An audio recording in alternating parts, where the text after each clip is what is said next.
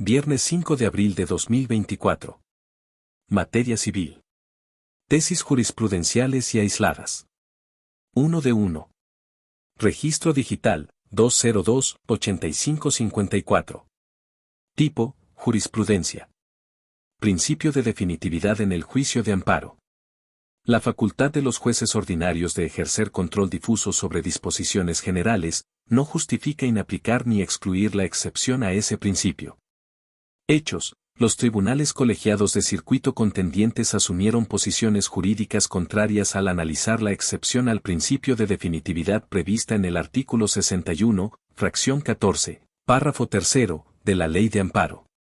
Mientras que uno consideró que al reclamar la regularidad de preceptos era optativo agotar el medio ordinario de defensa, el otro sostuvo que esa excepción dejó de tener razonabilidad con motivo de la reforma constitucional de junio de 2011, conforme a la cual los tribunales ordinarios pueden ejercer control difuso y en el medio ordinario de defensa es posible hacer valer la regularidad aludida.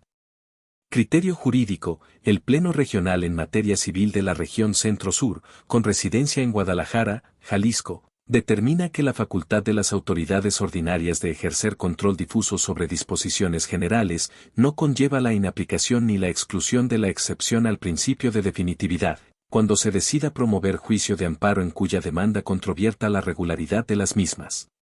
Justificación: conforme al artículo 16, párrafo primero, parte primera, de la Constitución Política de los Estados Unidos Mexicanos. El principio de legalidad funciona como límite y control de las conductas de las autoridades en tanto permite su actuación solo cuando su proceder se ajuste a la forma, términos y respeto de los derechos y valores reconocidos en favor de las personas, de forma que la legislación ordinaria debe estar en armonía y sujeta a lo previsto en normas constitucionales y tratados internacionales, así como a su interpretación realizada por órganos autorizados para tal efecto.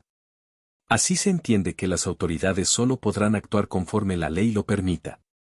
Así, el estudio de regularidad de disposiciones generales es posible siempre y cuando se satisfagan los pasos esenciales para su escrutinio, como son la interpretación conforme en sentido amplio, interpretación en sentido estricto, e inaplicación, en su caso esto a fin de otorgar un beneficio mayor, más allá del simple estudio del acto, pues de lo contrario no se respetará el principio de legalidad.